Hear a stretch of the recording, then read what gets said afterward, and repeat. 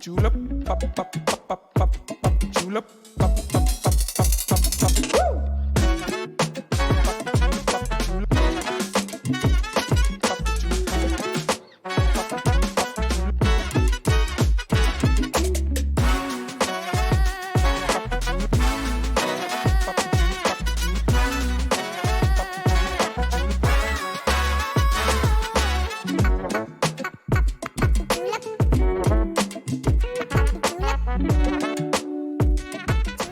Teman-teman, Honda Indonesia baru saja menghadirkan dua sedan terbarunya. Ada Honda City dan juga Civic RS. Nah, kita akan mengulasnya satu persatu, tapi sebelumnya kita akan mulai dulu dari Honda City.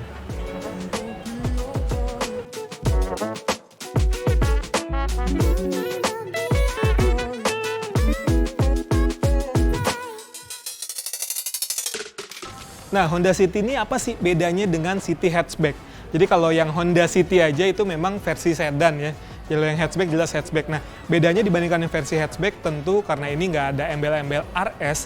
Jadi tampilannya tuh sedikit lebih elegan. Kalau yang RS kan memang lebih sporty ya. Bedanya di bagian grill, dia udah nggak ada lagi honeycomb ya. Sama di bagian bawah itu juga tidak ada aksen-aksen honeycomb. Udah gitu di grillnya ini lapisan chrome, sementara untuk yang RS, yang hatchback itu dia menggunakan warna hitam. Sisanya masih sama aja, seperti lampu utama, lampu fog lamp itu semuanya sama dibandingkan yang versi hatchback. Nah, sekarang kita lihat ke bagian sampingnya.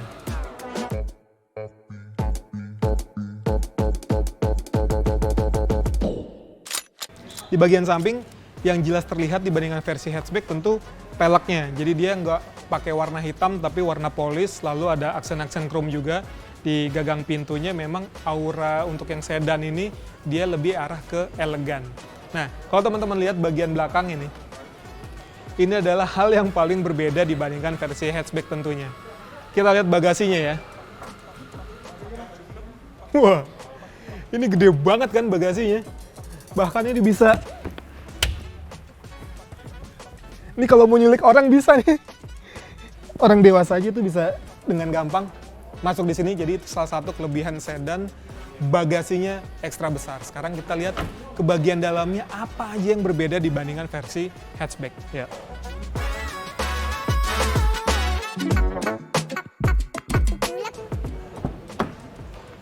Oke, di bagian belakang, kalau di hatchback itu ada apa namanya lapis-lapis kulit ya.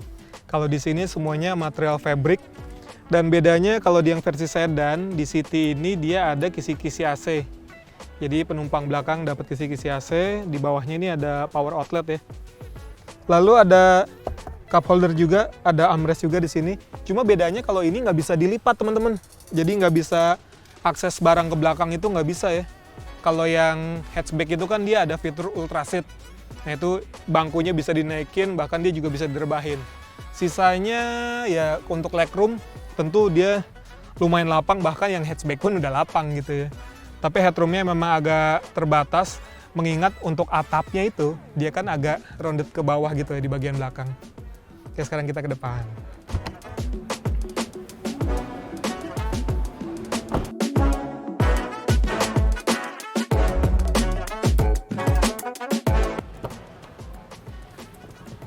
Oke, kalau kita ngelihat desainnya memang ini sedikit berbeda dengan versi hatchback, terutama untuk aura sporty yang di versi hatchback itu nggak kelihatan di sini. Kalau di yang versi hatchback, panel instrumennya aja ada aksen-aksen warna merah gitu ya. Kalau di sini semuanya jadi warna putih. Untuk desain dashboard sama, untuk tombol-tombol AC sama, bahkan untuk kompartemen pun ini serupa. Di sini juga setirnya mirip, tombol-tombolnya pun juga gitu ya. Dan di sini yang menyisakan hanya tombol start stop engine-nya nih yang ada aksen-aksen merahnya nih kalau di sini kalau belum nyala. Lalu fiturnya juga ini mirip seperti yang versi hatchback. Dia sudah lengkap ya. Nah, bahkan untuk yang kamera mundur, ini dia udah bisa beragam angle di sini. Tuh. Jadi memang memudahkan banget ketika kita mau parkir. Lalu sisanya mirip aja seperti versi hatchback, terutama untuk mesinnya juga mobil ini menggunakan mesin baru yang 1500 cc, tenaganya 121 dk dan torsi 145 Nm. Nah, cuma kalau melihat harganya nih teman-teman, ini mobil dijual dengan harga 355 juta. Gimana menurut teman-teman? Apalagi kalau dibandingkan sama Vios, itu harganya aja cuma 283,3 juta yang paling tinggi ya. Tapi memang Vios itu punya kelebihan satu, dia produksi di Indonesia. Udah gitu dia dapat PPNBM yang 100%. Sementara ini kan karena produknya impor dari Thailand, dia nggak bisa mendapatkan itu. Tapi harga 355 juta ini sudah disesuaikan dengan pajak CO2 yang baru ya. Jadi memang harganya cukup tinggi.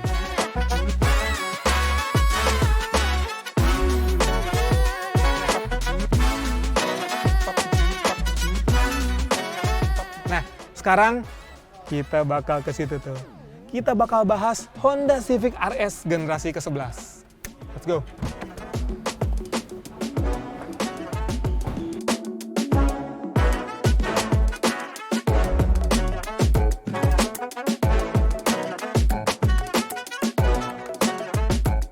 Oke, sekarang kita ke Honda Civic. Thank you, Mas. Oke, teman-teman, sekarang kita akan review Honda Civic RS generasi ke-11. Seperti yang teman-teman lihat, sekarang tampilannya jadi lebih premium kelihatannya. Dan karena ini hanya varian RS, jadi emang aura sportinya itu lebih kelihatan dibandingkan yang generasi sebelumnya. Sekarang kita lihat dari depan dulu ya. Oh ya, saya juga mau nunjukin kalau sekarang dia sudah dilengkapi dengan Smart Key. Jadi anak kuncinya seperti ini aja, seperti kartu, jadi kalau masukin ke dompet itu keren banget ya.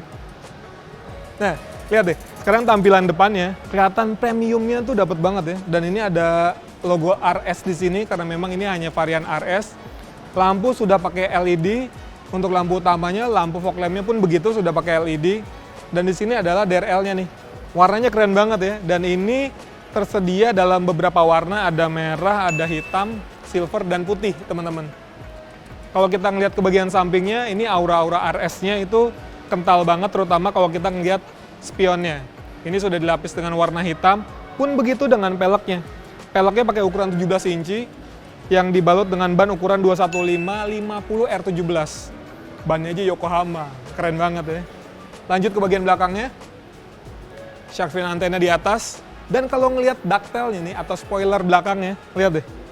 Ini ada kayak terpisah gitu di bagian kanan kirinya, seperti naik sedikit. Jadi emang keren banget ya. Coba kita lihat bagasinya.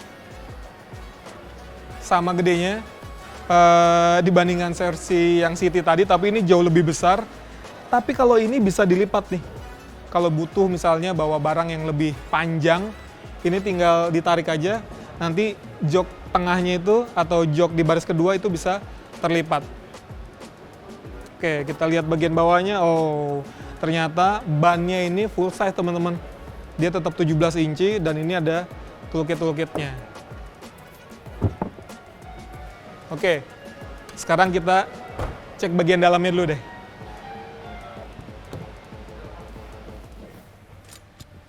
Meskipun ini sebuah Civic RS yang notabene orang yang punya tuh masih suka nyetir sendiri, tapi ya sesekali nggak apa-apa lah ya, nyobain duduk di belakang.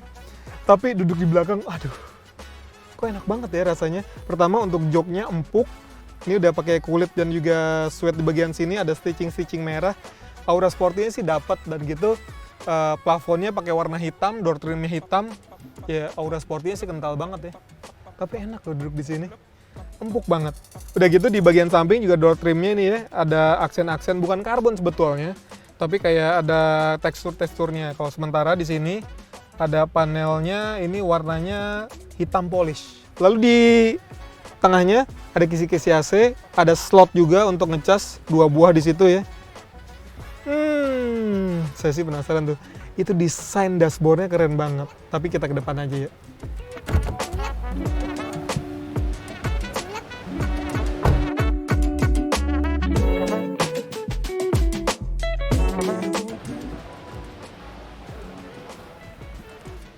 Oke, jadi fungsi Smart Key ini sebetulnya dia bisa untuk akses keluar masuk tanpa pencet-pencet tombol lagi. Dan ini kalau kita mau nyalain mesin pun ini bisa langsung teman-teman.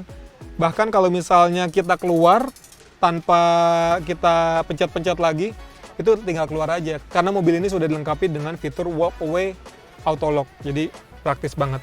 Nah, yang saya suka sebetulnya di interiornya, terutama di dashboardnya ya. Ini ngelihat di bagian sini nih. Jadi ada honeycomb gini. Dan kisi-kisi AC-nya itu tersembunyi di belakang honeycomb-nya ini. Jadi memang kelihatannya kok keren banget ya. Tuh, ini pengaturannya kayak gini nih, udah mirip kayak joystick drone. Bentar nih, saya mau... Wah, tuh drone-nya udah turun tuh. Ah, udah aman. Oke, jadi ini aksen-aksennya di bagian tengah juga mirip tadi sama yang belakang ya. Dan juga ini sudah ada drive mode. Jadi di Civic generasi terbaru ini ada mode normal, ada sport, sama ada eco. Nah, ini ada eco nih. Terus kalau kita ngeliat panel instrumennya, ini kan udah layar TFT 10 inci ya. Ini informasinya juga bisa beragam banget, bahkan ini jauh lebih baik sih dibandingkan Accord kalau saya lihat ya. Bahkan dia bisa di customize juga visualnya. Dan untuk fitur-fitur memang di sini tergolong lengkap nih.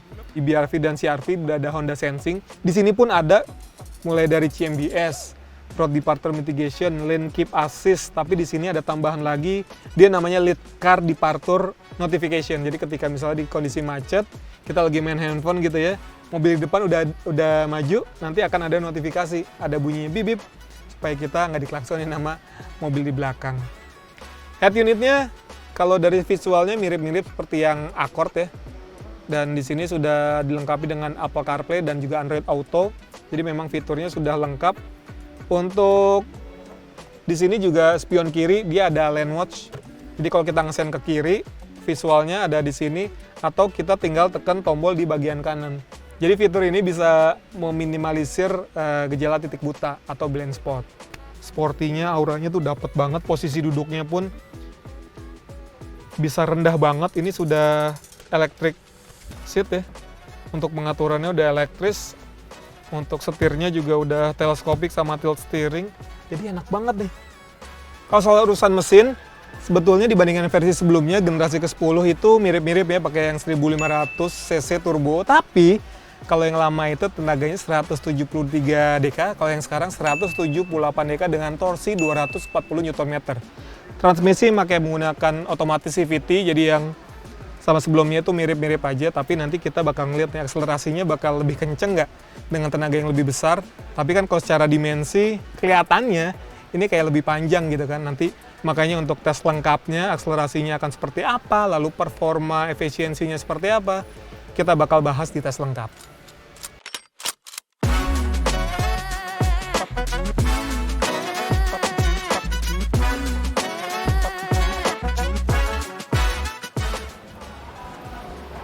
Oke teman-teman, itu dia review saya soal Honda City dan juga Honda Civic RS. Jadi untuk yang Civic RS ini harganya 567 juta.